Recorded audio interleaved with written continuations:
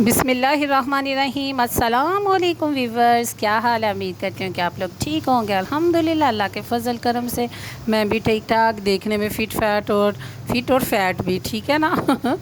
और ठीक चंगी भली देख के कोई बंदा यही कह सकता है कि चंगी भली तो आवे, लेकिन अल्लाह की कसम बड़ी तबीयत ख़राब हुई है। मैं शेयर भी नहीं कर सकती कि मुझे क्या हुआ है, लेकिन मैं आपके साथ शेयर करती चलूँ। बस मेरी टांग में एक छोटा सा पिंपल निकला। पिंपल ने वो घर की सूरत इख्तियार कर ली और अब ना बैठा जाता है ना उठा जाता है। और बस आगे मैं इसकी डिटेल नहीं बयान कर सकती। बस समझिए कि इतनी तबीयत ख़राब। खैर कोई बात नहीं, अल्लाह ताला की ज़ात शफ़ा देगी। कहते हैं कि जब मुसीबतें आती हैं या बीमारियां आती हैं तो समझे कि अल्लाह ताला आपके गुनाह को कमी कर रहा है। हाँ जी, तो इत्माद और इत्क़ाद और अल्लाह ताला की ज़ात पर ईमान पुख्ता हो तो फिर इंसान कभी भी जोन सा है वो मुश्किलों से नहीं घबराता। हाँ जी, तो ये जी मेरा व्लॉग आज स्टार्ट होने लगा है कपड़े आयरन करते हुए। तो मैं जौन सी हूँ, मैंने कहा कि चलो मैं नहाऊँ, ज़रा थोड़ा सा मुँह शू सवारा करूँ। घर वाले कहेंगे क्या मैं कितनी गंदी बच्ची हूँ, कोई अचानक बाई चांस आ जाए और वो कहे कि हैं ये वही है, ये वही जन्नत है, ये क्या हो गया, तुम्हारा तो सत्यानाश हो गया। मैं कब बजाय कि इस तरह की बातें सुननी पड़े, इससे बेहतर है कि मैं सॉरी कि मैं ना कपड़े प्रेस करूं और ना बाथ लूं और थोड़ा सा फ़्रेश हो जाऊं, ताकि शक्ल से तो बंदा जौन सा है वो फ़िट होना चाहिए, ठीक है ना। वो अंदर की बात है, वो क्यों बंदा किसी को बताए कि हाय हाय मेरी तबीयत ख़राब है, ठीक है ना।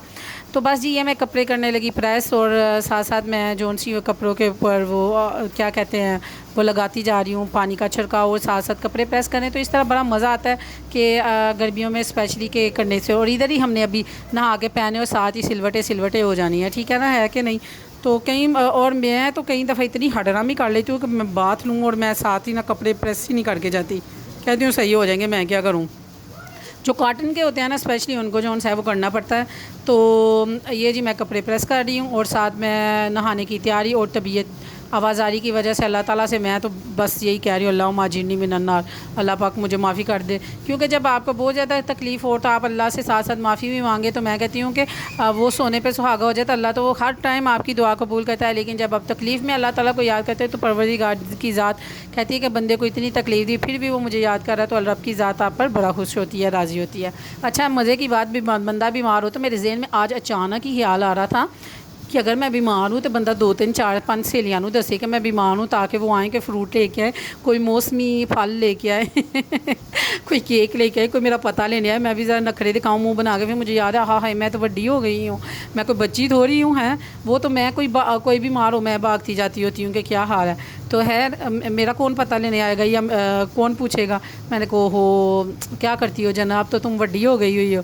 बड़ी वो हंसी आई। मुझे याद है कि बचपन में ना अम्मी को कहा करती थी, अम्मी मैं क्यों नहीं बीमार होती। अम्मी कहते क्यों, मैं कहा मैं भी बीमार हूँ ना, तो भी सारे मेरा पता लेने आए, सब पैसे देते हैं। कितना बचगाना ज़हन होता था। अम्मी कहती थी अल्लाह से माफ़ी मांगो तो बस तक, फिर अल्लाह कैसी बातें करते हो। तो जब ऑपरेट हुआ तो लग पता गया। मैंने कहा अल्लाह ताला मेरी 7 नस्लों 7 पुश्तों को भी कभी कोई बीमारी ना देना और कभी भी कोई ज़िंदगी में बीमार ना हो, हंसता मुस्कुराता आमीन। मेरे देखने वालों के लिए दुआ है, अल्लाह ताला आपको ज़िंदगी में कभी भी कोई बीमारी ना दे, चाहे छोटी है तो चाहे बड़ी है तो चाहे कैसी भी है। अल्लाह सेहत दे, तंदुरुस्ती दे। यकीन माने, दुआ मांगा करें कि अल्लाह ताला हमें हमेशा मदद करने वाला, खिदमत करने वाला, दूसरों की दौड़ दौड़ के जोन सा है ना वो करने वाला, काम करने वाला बनाए। मैं तो कहती हूँ या अल्लाह परवरदिगार कोई ऐसा वसीला बना के मैं ना एक सोशल वर्कर ही बन जाऊँ, मेरे पास बहुत ज़्यादा पैसा आ जाए और मैं जोन सी है एक जगह खरीद लूँ, उधर मैं जोन से हैं बेवा या जो बूढ़ी औरतें हैं उनको ले आऊँ अपने पास, उनकी खिदमत करूँ और उनके ये करूँ। बस वो जो होता है ना ओल्ड एज होम में। अच्छा, बचपन से ये मेरा ख्वाब है ना, तो कि काश कि मेरा ये ओल्ड एज हो ना। तो मेरा अब्बा कोई चौधरी टाइप के थे, ना ही कोई मेरे भाई कोई चौधरी टाइप के हैं।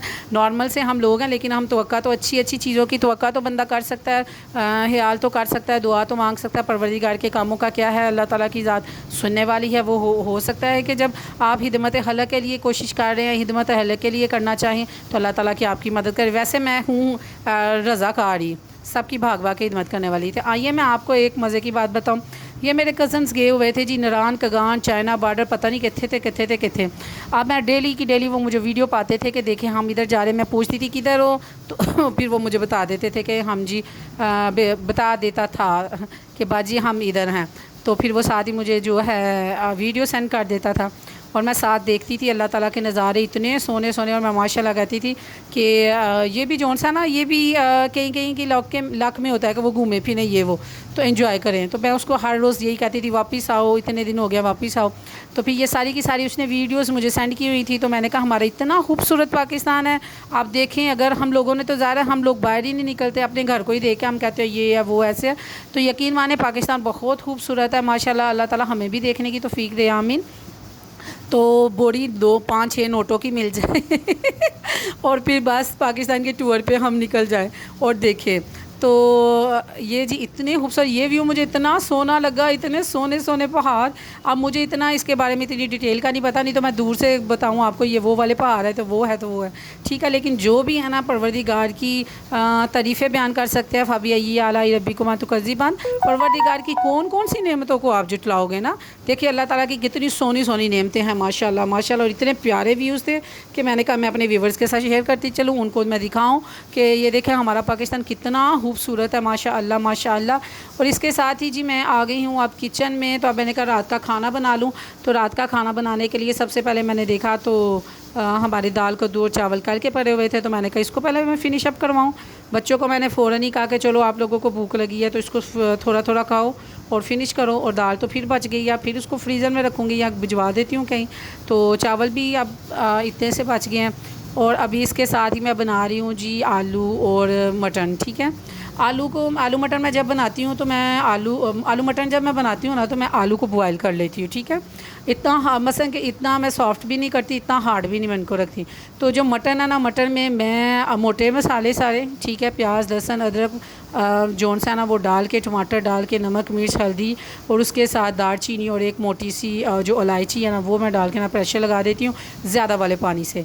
तो फिर उसी पानी को अंडेल के ना, तो फिर मैं इसको भून के अच्छी तरह आलू डाल के ना, तो मैं फिर हल्की आंच पे रख देती हूँ। इतना मज़े का लजीज सा माशाअल्लाह कितना सोना बनता है। और इसके साथ ही जितनी गर्मी है, कितनी शदीद गर्मी है ना, इसलिए आपका किचन में ग्लूकोज़ या मैं कहने लगी थी लाइफ बॉय रूह अफ़ज़ा और इस तरह की मशरूबात ज़रूर होने चाहिए ना। क्योंकि अगर आप पानी लेते रहेंगे, इनटेक करेंगे, तो फिर आपकी जो स्किन है और जोन सा है वो ख़राब नहीं होगी। आपको पानी की ज़रूरत होती है। और जब भी प्लीज़ ख़वातीन हज़रात जब आप किचन में जाती हैं तो प्लीज़ कोशिश किया करें कि एक चक्कर में आप 2-3 गिलास जोन सा वो पी के आएँ। यानी कि एक हंडिया बनाते हुए 2-3 गिलास आप पी लिया करें, ठीक है। कितना जितना आपका पसीना स्वेप्ट होता है ना, तो इससे ये है कि आप उतना नमकियात को पूरा तो कर लेती हैं ना, अपना पानी जो सा अपनी बॉडी में आप जितनी कमी होती है उसको पूरा तो कर लेती हैं। तो ये साथ साथ ही मैं ग्लूकोज़ पी रही हूँ। तो ये हमारे किचन में ये पड़ा होता है, भाभी काम करें तो भाभी ने पीना होता है, मैं काम करूँ तो मैंने पीना होता है। रूह अफ़ज़ा पी ले, रूह अफ़ज़ा में ज़्यादा मीठा होता है तो मैं ज़रा अवॉइड करती हूँ। तो फिर मैं ये ग्लूकोज़ को ना डाल के ना पानी में पी लेती हूँ। फिर ज़रा दिल को ना सुकून मिलता है, वो जाके दिल को कहता है अस्सलाम वालेकुम और ये मेरी अम्मा के जहेज़ का जो है कुकिंग रेंज, और ये आज इसका जो दरवाज़ा है वो उतर गया है कबर्ड। मुझे इतना दुख लगा ना, मेरी मम्मा जोन सी है वो लेके आई थी, अम्मी जी कुवैत से लेके आई थी। पाकिस्तान में भी वो CMH में जॉब करती थी और बाहर भी वो इसी सिलसिले में गई थी। तो जब मम्मा ने उधर जो बाहर, अब हम तो अम्मी को अम्मी जी कहते थे, बच्चे मम्मा कहते हैं तो मेरे मुंह से भी स्लिप हो रहा अम्मा। मेरी अम्मा जिंदा होती, मेरी अम्मा ने कहना था पुत्र ये मम्मा की होता है, अम्मी जी कहते हो तो अम्मी जी को। वो जैसे बच्चे मम्मा कहते हैं तो वो मेरे मुंह से भी वो मम्मा ही स्लिप हो रहा है। तो बड़ी एक अरसे बाद माँ का लफ्ज़ मुँह से निकला है और निकलते ही आंखें जोन सी आंसू से भर रही हैं। तो रब्बना ग़फ़िर वाली वालिदैया वलिल मोमिनीना यौमा यक़ूमुल हिसाब। अल्लाह ताला मेरी हर नेकी के बदले मेरे माँ बाप को उसका सवाब दे और मेरे माँ बाप को जन्नतुल फ़िरदौस में आला से आला मुकाम दे और जन्नत की हुरों में मेरे माँ बाप का नाम लिखा जाए और मेरे वालिद साहब को जोन से आला मुकाम दे, आमीन सुम्मा आमीन। तो ये आज बड़ा मुझे तकलीफ़ हुई इसको देख के। तो मैं अब कोशिश करूँगी कि मैं किसी अंकल जी को बुलाऊँ और उसको कहूँ कि इसको जोन सा है ना आप अच्छी तरह फ़िक्स करें और ये नए का नए लगे। क्योंकि लेने का कोई नहीं, बंदा न्यू जाता है बाज़ार से मार्केट से जाके ले आता है। एक तो ये बड़ी अच्छी कंपनी का रिस्टेंट का, और सबसे जो बड़ी बात है ये मेरी माँ का है।